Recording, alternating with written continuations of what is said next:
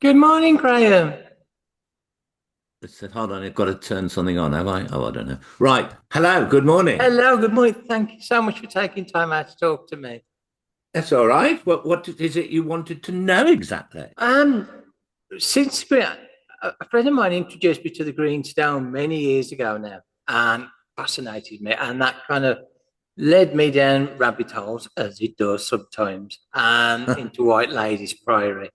And I'm doing a three-part series at the moment um, about White Ladies and the history to it, and Boscobel House and the Giffords and all the rest of the kind of mysteries that seem to surround the area. And I wanted to pick your brains a little bit, Graham, if you don't mind, Okay. because White Ladies was one of the key parts of the Greenstone story. I'm just wondering, why do you think it was White Ladies Priory in particular that so much happened? At the time, we didn't know. I mean, basically, how it came about was that after we were having all the. Did you see the Greenstone video I made of half an hour? Yes, I did. It was Yeah, right. fascinating. That sort of simplifies things. Obviously, the Greenstone book was written years ago, and it's all very Mm. complicated, and everything was thrown in. So I tried to simplify it. But what had happened is after we were having all these strange things happen in the house and weird things were happening to people who went there, and it seemed to be getting worse. Marion Sunderland, Gaynor's mother, phoned us up once. She said she'd had a dream that we had to take the stone to some kind of consecrated ground. And she'd had a dream of what something that we eventually went to the library, looked through a load of books, and recognized it as being White Ladies Priory, you see. And probably it was the nearest consecrated ground where we could do something like that to where Right. our headquarters were in Wolverhampton. It was about 5 or 6 miles away, Yes, not far if at all. if that. I mean, we could have gone to a churchyard, but this was a ruin. It was quiet. It was in the middle Yeah. of nowhere. So if anything weird was going to happen, it was a safe place. So at the time, I just thought that's why it was. It was expedient, really. So of course we went there, and there was nine of us. We had to have nine. I don't know why always this number nine kept coming up, but Marion said we had to have nine. I mean, she'd been so right about other things, we kind of Then just did why what she not? said.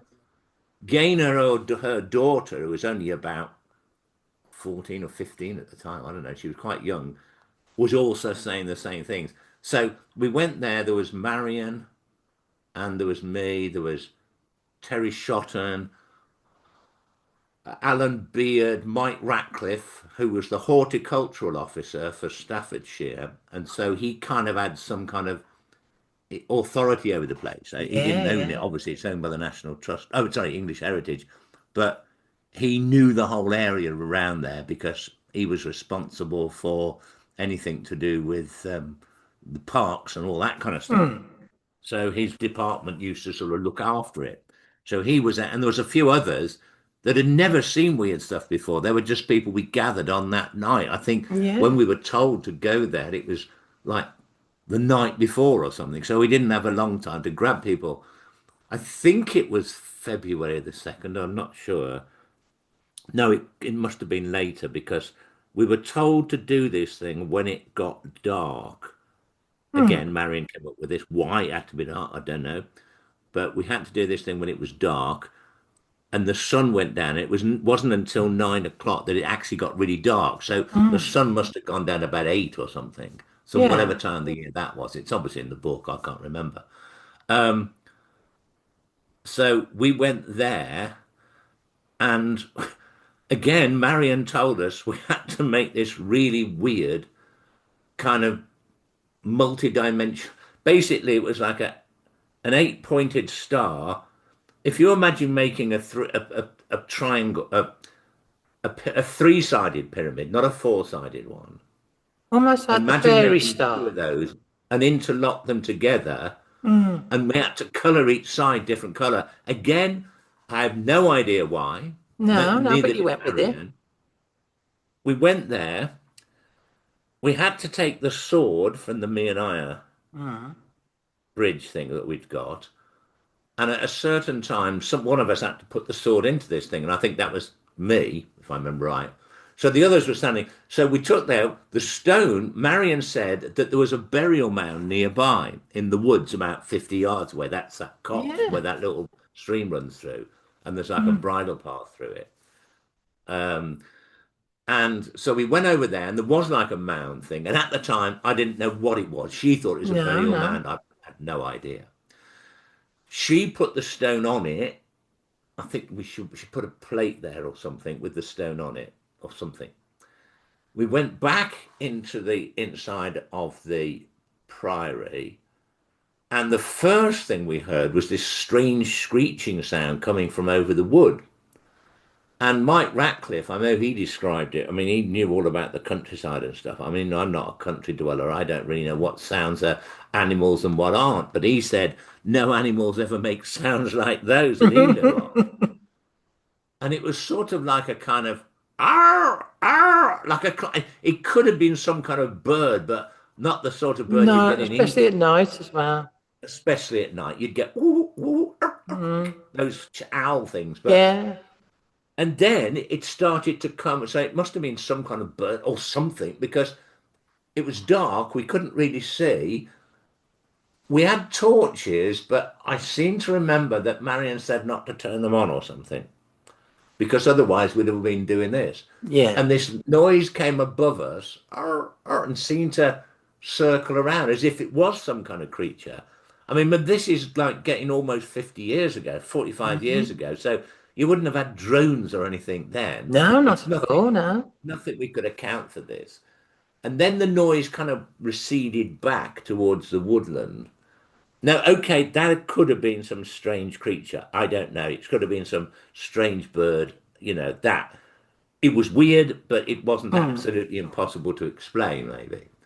But it was then that suddenly you saw it getting brighter and brighter inside the woods until it was this really bright light. And then it started moving upwards and it sort of went above the woods and you'd got these five balls of light. I mean, I would describe them at that distance as being about so far. I mean, maybe 3 feet across. Each one maybe the size of a basketball or something. Yeah. And they were going up just into the end. Now, they couldn't have been balloons or anything like that. I No. mean, there's nothing that anyone could have had back then that could be like that, like a remote control thing, like somebody Mm. messing around. And they floated up until they were about 10 feet above the tree, top of the trees. And then they all came to one to make one bright light. I mean, I don't know how bright it was in candles or whatever you actually measure light in, but you had to do this. It was Yeah. really Yeah. bright, like a headlight of a car. And so Yeah. it was up there, and by the time it was all fused together, these five lights came as one. And I looked at the others, thinking, "Am I actually seeing this, or is this a kind of hallucination of some kind?" And they were all kind of, oh my God," looking around and looking back. And of course, everybody saw it. Yeah. Um, and then they all kind of fused together, and it must have been about, I don't know, say 5 feet across or something, Right. and 5, 6 feet across. And then it started to come towards us, float over, floated out of the woods. By this time, you could see that this was a floating sphere of light, and there was Mm. absolutely nothing that could account for it, as far as I'm concerned, or anybody else that was Oh there. no. And then Marion said to me, "Stick this sword through this three-dimensional star thing." So I did. And at that moment, she shouted something. I don't know what it was, some words she had to say or something.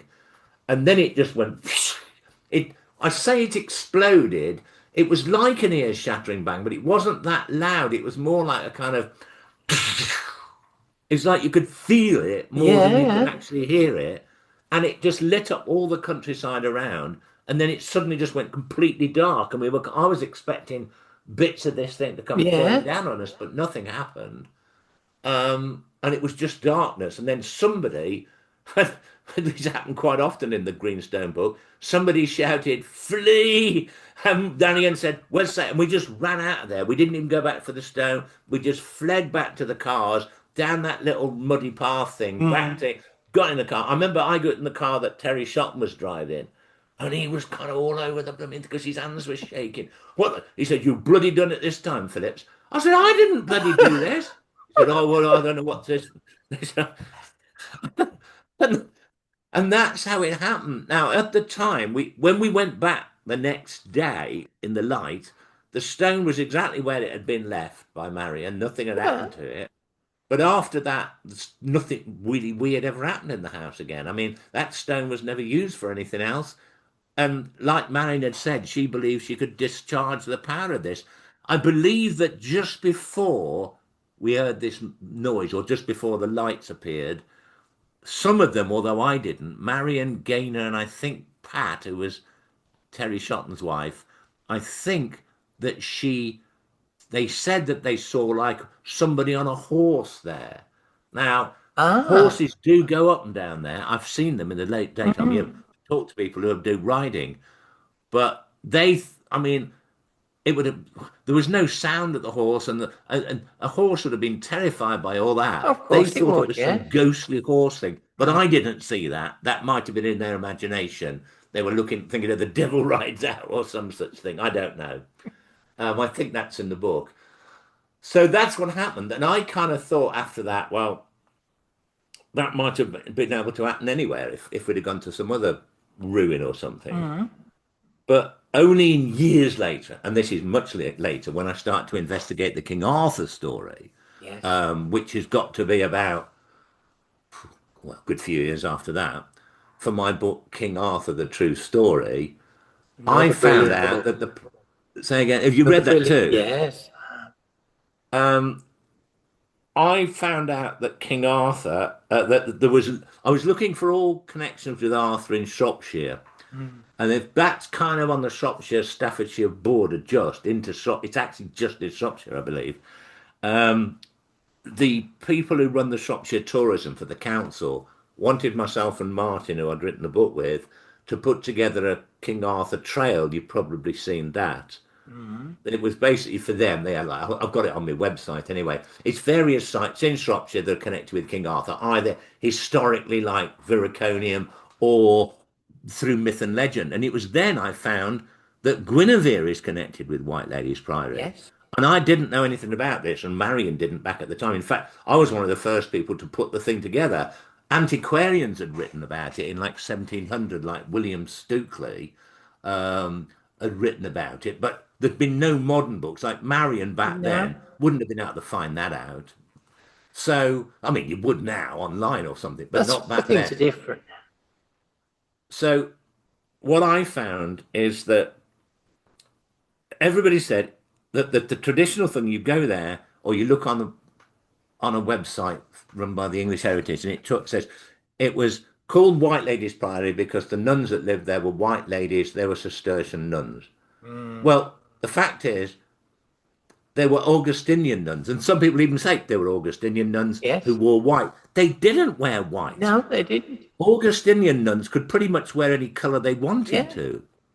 Benedictines, I think, black, or were they the, Yeah. yeah, Black. and Dominicans and Yeah. Friar, and I think Mm. the Carmelites were brown, but they could be pretty much, they weren't white ladies because they wore white habits. Yeah. So then I found that there's a Welsh reference to White Lady. I can't remember off the top of my head where I found this, but I'll have a word with a friend of mine, Nick Davis, who's an expert on all that in Welsh.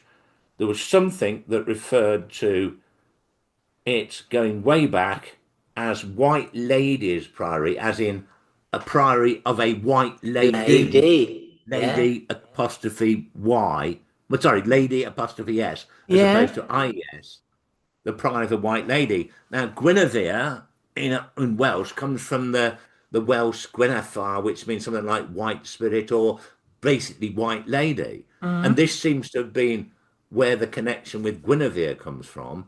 The story is, and again, Stukeley mentions it in 1700 and something, but I can't find anything in Welsh tradition to say that she was associated with that place. But it's interesting that Stukeley says this at a time when everybody assumes Arthur is down in southwest of the country somewhere. No. It was only really me who starts to put him in Yeah. Shropshire, and It only then makes more because of the sense, doesn't it? excavations at Viriconium. So it's so close. So I Yeah. thought, okay, but the story is in the Arthurian story, at least one of them or two of them, is that Guinevere, after Arthur's death, retires to a nunnery, and and that's where she eventually dies. And the local legend, anyway, around that area is that it was that White Ladies Priory where she was buried, or somewhere Yes. near it. And I suddenly thought, I wonder if this mound that Marion was going on about, that was a burial mound that she got in a vision, was where Guinevere was buried. Wow. Because all the way through the Green Stone, if you remember, we kept having visions, or people did, of the White Lady. Yes. I mean, loads of people saw her one time at the end of the Eye of Fire, if you've read that one. Got that as well. Um, we were in Terry's back garden when this white lady appeared at the well. I just saw a light because there was a tree in the way for me, but loads of them there, I must 5 or 6 of them, all saw Gaynor talking to this white lady, like this lady of shining whiteness, at Hmm. the end of the garden, this big sort of orchard thing, where the well was at the end of Terry's garden. Um, so yeah, the white lady came into things, and at one point in the Green Stone, somebody had a dream, or it got the information somehow. I can't remember who came up with it. That the thing that was communicating with us was an ancient Celtic spirit called Guevara, Hmm. that was the original goddess of what, or whatever, original spirit, of which Guinevere was named after, if you like. And Wow. in other words, later Arthurian traditions in things like the Mabinogi, I don't know if Guinevere appears in the Mabinogi, Gwenethar, anyway, in Welsh tradition, in things like the triads, Guinevere is kind of half goddess, half actual person. And Hmm. the goddess bit that her story comes from is this Guevara. Now, I've never actually found any historical reference to this, but this is what Marion and Gaynor were coming up with. Yes. So there were connections with Guinevere. And if we'd have known that at the time, we'd have said, that makes total sense. That Yeah, this it protective does. spirit will get rid of the power of this stone. And that's about it. Wow. So I've done my own psychic research at White Ladies, and what you've been just been talking about rings so true to me because while I've been there sometimes, I had visions of a white lady, and the nun thing doesn't wash with me. I just can't see that. But also, I had a vision once of red curtains, almost like flags dangling from what would have been the floor up, which wouldn't have been there in a nunnery. Um, I Oh, don't like know. It's just tapestry type thing. weird stuff goes on there. Well, the actual age of it, people say, well, it's not old enough to be something to do with Guinevere and Arthur's time. But the fact is that that particular building that's there now, the remains of it, because of the arches, they're kind of Romanesque. So you can date Mm. that to around probably early 1100s or something like that. But the records show it was built on an earlier ecclesiastical place and probably went way back. We don't know exactly, but it's very likely that it went way back. And on that site, perhaps in a wooden building that was originally there in post-Roman times, Guinevere could have had something to do with the place, or the place Yeah. was a sacred site later used by the Christians, of which this Guinevere, white spirit lady, was venerated, some sort of Celtic goddess or something. Mm. And we did some research years ago, and we couldn't actually find where it was. It's very close to a ley line as well. Oh, right. Oh, yeah. So yeah, so 'cause it tends to follow a line. I can't remember which churches it cuts through in the local area, but there's a line that seems to follow. So you could well be right that it was used as a building for a lot sooner than White Ladies Priory. Well, it's interesting that you say you had a vision of a white lady there and like what it would have looked like at the time. Because Mm. again, I can't remember who this was, but I was on some radio show. Are you from Wolverhampton or around there? Yeah, literally born and bred. Oh, you may be a bit young to remember. Do you remember Beacon Radio? Oh, I do. Yes, it's Is it just, still going? I don't know. yeah. Oh well, Beacon Radio. I was on Beacon Radio once, um, and people were phoning in, and I was talking about, they were talking, I was talking about the Greenstone and I was talking about what had happened at White Ladies, and somebody phoned in, and I have no idea who it was, who said, "Oh, it's amazing you said that because I went there once with, there was a group of them, I can't remember who they were or what they were doing there, and they were there, and I don't think it was at night time or anything, and they were there, and as they walked up to the one end, there's one end of the wall still intact and the other end's Yeah. open. They walked up to that end, up the corner somewhere, and they suddenly felt really weird. And two of them turned round and looked back. And as they looked back into the actual main part of the building, they saw it like as it was in the past. Literally, they Yeah. say it was like actually being there. They saw it, they saw people there. I can't remember what they said about it, whether it was nuns or people, but they said it Mm. was like old fashioned. And the other people who were with them, they were sort of talking. They looked around, where are they? Where are they? And after about a couple of minutes, we're looking around. They suddenly went back and they were still standing there. Where have you been? He said, we've just been standing here. Now, I don't know that. I mean, that's what the person said. Yeah. And since then, I've met quite a few people who said they felt strange things when they're that end, and a couple of Yes. people It does who have seem to like be seen it as focused it was in the there. past. Mm. So there you go. Well, thank you, Graham. Do you mind if I have recorded this, but I will just You send can you. record it. You can put it on fake. You can put it on YouTube or do it whatever you like. So I'll put links to your books and the Greenstone and your latest work, which I haven't managed to get yet, but I will promise. Get Oh, round the to it. Zodiac. Yeah. Yeah, it hasn't come out But in England yet. It doesn't come no. out until I think it comes out in the next couple of days or something. Oh, But brilliant. anyway, it Brilliant. should be You in know, Waterstones and things. lovely. Okay, then. Well, I'll leave you Thank you in so much peace. for your help, Graham. If you need anything else, just let me Oh, I'd love know, to and I'll talk to you do another again Zoom. sometime. Okay, Thank you. then. Thanks. Bye bye. Thanks for your Bye, time. then. Bye. Bye.